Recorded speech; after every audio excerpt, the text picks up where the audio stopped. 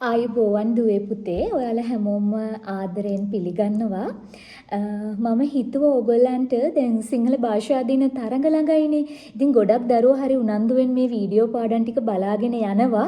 ඒ නිසා මම හිතුවා ගුරුවරු වන අපිට පුතේ සිංහල භාෂා දින තරඟ පැවැත්වීම සම්බන්ධ චක්‍රලේඛනයක් හැම පාසලකටම වගේ ලැබෙන්න සලස්සලා තියෙනවා.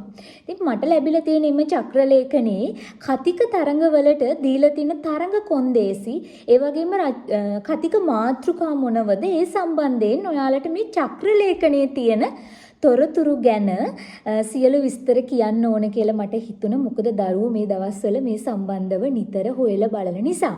හොඳයි පුතේ.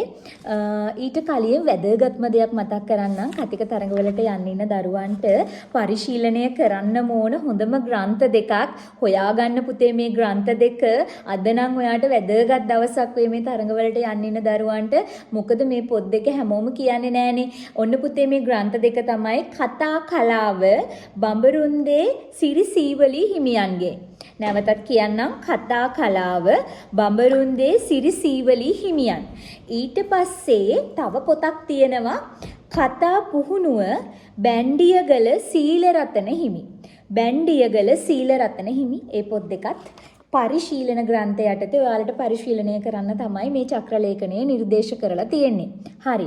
පුතේ තරඟ කොන්දේසි ගැන දරුවෝ මගෙනුත් ප්‍රශ්න ඇහුවා. විවිධ ප්‍රශ්න විනාඩි කොච්චරක් කතා කරන්න ඕනද? එහෙම ඒ ආදී වශයෙන් ප්‍රශ්න තෝරාගත් මාතෘකාවට අදාළව පුතේ විනාඩි 5කට ඔයාට පෙර සූදානම් වෙන්න අවස්ථාවක් දෙනවා. හරිද? ඔයා කතා කරන්න විනාඩි 5කට කලින් තමයි ඒ කියන්නේ ඔයාට මාතෘකාව ලැබෙන්නේ. ඔයා ඒ විනාඩි 5 ඇතුලේ කරන්න ඕනේ මේ මාතෘකාවට කරුණු ටික පෙළගස්වා ගැනීම. පාඩම් කරගන්න වෙලාවක් නැහැ. ඔයා දන්න කරුණු ටික පෙළගස්වා ගන්න එක. එහෙනම් මතක තියාගන්න කතා කරන්න විනාඩි 5කට කලින් ඔයාට මාතෘකාව එතනින් ගන්න පුළුවන්.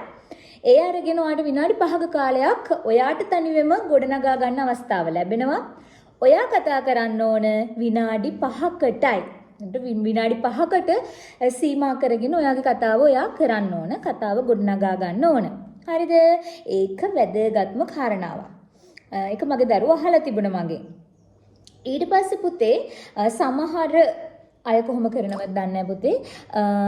තෝරාගත් මාතෘකා දෙකකින් එක් මාතෘකාවක් යටතේ කතා කළ යුතුයි කියලා තමයි තියෙන්නේ. සමහර අවස්ථාවල එක මාතෘකාවක් දෙන අවස්ථාවක් තියෙනවා. සමහර වෙලාවට දරුවන්ට මාතෘකා දෙකක් තෝරගෙන එකක් කතා කරන දෙන අවස්ථාවක් තියෙනවා. ඒක විනිශ්චය මණ්ඩලයේ තීරණය අනුව තමයි ඔයාලට කලින් දැනුම් දෙනවා මේ සම්බන්ධයෙන්. හරිද? හරි. එහෙමනම් පුතේ තවත් එක් කාරණයක් තියෙනවා ඔයාලට මතක් කරන්න. එක් තරඟකරුවෙකු කතා කළ මාතෘකාවක් යටතේ තවත් තරඟකරුවෙකුට ලබා නොදීමට විනිශ්චය මණ්ඩලය වග බලාගත යුතුයි කියලා සඳහන් වෙනවා චක්‍රලේඛනයේ. ඒකත් ඒ විනිශ්චය මණ්ඩලය අනුව වෙනස් වෙන්න පුළුවන්. ඉතින් පුතේ මේ විතරම්ම වැදගත් කාරණා නෙවෙයි නේද? අපිට කතික කුසලතා ටික තියෙනවා නම් අපි දන්න කරුණු තියෙනවා නම් ඒ මාතෘකාවට ඔක්කොමලා කතා කරත් හරිම කතිකය තෝරගන්න පුළුවන් නේද? හරි එහෙමනම් දැන් මම තව කියන්න ඔයාට කාරණාවක් සූදානම් කරගෙන හිටිය පුතේ. දැන් තේමා ටිකක් නේ අපිට දෙන්නේ. 6 9 ශ්‍රේණි වලට එක තේමා ටිකක් තියෙනවා. මම මේ තේමා ගැන කතා කරලා තියෙනවා. 10 11 12 13 ශ්‍රේණි දරුවන්ට එක තේමා ටිකක් තියෙනවා. 6 9 ශ්‍රේණි දරුවන්ට තේමා 12ක් තියෙනවා. මම මේ තේමා ටික නැවත මතක් කරන්නද? ඔයාලට පුළුවන් නම් පුතේ මේක ලියා ගන්න. 6 9 දරුවන්ට තියෙන තේමා තමයි මේ මාතෘකා නෙවෙයි තේමා. පාසල, වැඩිහිටියෝ, සාමය, පරිසරය, පොදු දේපල, සාරධර්ම, ළමා පරපුර, සාහිත්‍ය, ස්වාභාවික සම්පත්, ජාතික වීරවරයෝ, විදුලි බලය, ඉගෙනීම. හරිද? ඔයා ලියා ගන්න පොතක වෙනම. ඊට පස්සේ 10 11 12 13 ශ්‍රේණි දරුවන්ට තියෙන මාතෘකා ටිකත් නැවත කියාගෙන යන්නම්. යුතුයකම් හා අයිතිවාසිකම්, සාහිත්‍ය, සංස්කෘතික උරුමය, නව සංවර්ධන ප්‍රවණතා, සාමය හා සහජීවනය, ගෝලීයකරණය, විදේශ සම්බන්ධතා, මත්තුවදුර, සැමට අධ්‍යාපනය, ජනවාර්ගික සාමය, පරිසරය, නීතිය හා සාමය, සාරධර්ම, විද්‍යාව හා තාක්ෂණය, ජාතිකාභිමානය, සෞඛ්‍ය, මාර්ග අනතුරු, මානව හිමිකම්, ස්වාභාවික විපත්, ජන සංනිවේදන මාධ්‍ය. අපි හිතමු දැන් ඔය තේමා වලින් කොහොමද මාතෘකාවක් ගොඩනගා ගන්නෙ. මම ඒ සම්බන්ධවත් කතා කරලා තියෙනවා. මගේ දරුවන්ට බලන්න පුළුවන්. අපි බලමු පොඩ්ඩක් එක තේමාවක් අරගෙන මම ගන්නේ අපේ 10 11 12 ශ්‍රේණි දරුවන්ට දීලා තියෙනවා එක තේමාවක් ජන සංනිවේදන මාධ්‍ය කියලා. ජන සංනිවේදන මාධ්‍ය කියන්නේ හරි පුළුල්ව කතා කරන්න පුළුවන් මාතෘකාවක්. එතකොට ජන සංනිවේදන විමලන් තියෙනවා. ජන සංනිවේදන සිදුවන ආකාරයට මේ ආදි වශයෙන් විශාල පරාසයක් පුරාවටම මේ මාතෘකාවට කතා කරන්න පුළුවන් පුතේ. එතකොට මේකේ කොහොමද ඔයා ගොඩනගා ගන්න ඕන මාතෘකා ටිකක් ඒ අනුව ඔයා කරුණු වේලාසනම ලේස්ති වෙලා තියාගන්න ඕන.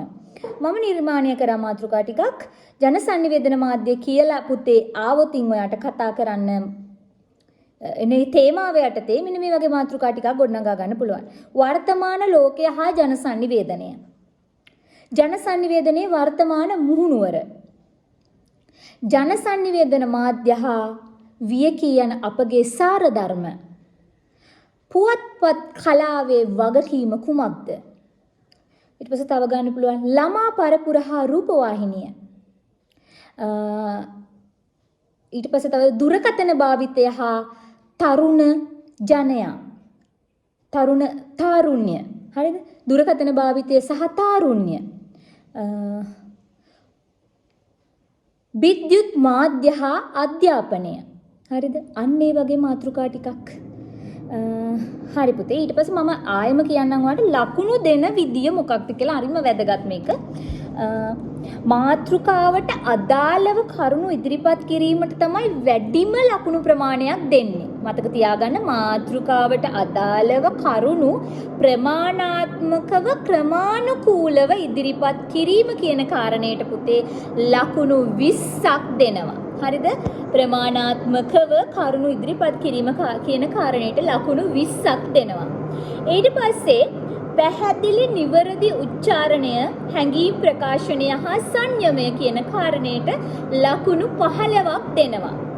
ඊට පස්සේ ඉදිරිපත් කෙරෙන කරුණු තහවුරු කිරීම හා අවධාරණය කිරීම පිණිස අවස්ථානෝචිත සුදුසු අංග චලන භාවිතයට ලකුණු 7ක් දෙනවා. ආරම්භයේ සිට අවසානයේ තෙක් කතාවේ සංදර්භයට අදාළව සිත් ගන්නා සුළු ස්වභාවය මම කලිනුත් කතා කරලා තිනවා ප්‍රසන්න විදියට කතා කරන්න ඕන කියලා. මුහුණ රවාගෙන කේන්ති ගිහිල්ලා වගේ දුකකින් වගේ හිනාව එකම විදියට එහෙම නෙවෙයි සිත් ගන්නා සුළු විදියට කතාව කරන ස්වභාවයකට ලකුණු දෙනවා. ඒකට ලකුණු 5ක් දෙනවා. නියමිත කාලයට කතාව සීමා කිරීමටත් පුතේ ලකුණු 3ක් දෙනවා. කොච්චර කරුණු දැනන් හිටියත් අපිට නියමිත කාලයට එක කාලකලමනාකරණය කියන එකත් කරන්න පුළුවන් වෙන්න ඕන. ඔය අනුව තමයි පුතේ ලකුණු 50 ඔයා කරන කතාවට අනුකූලව ලබා දෙන්නේ.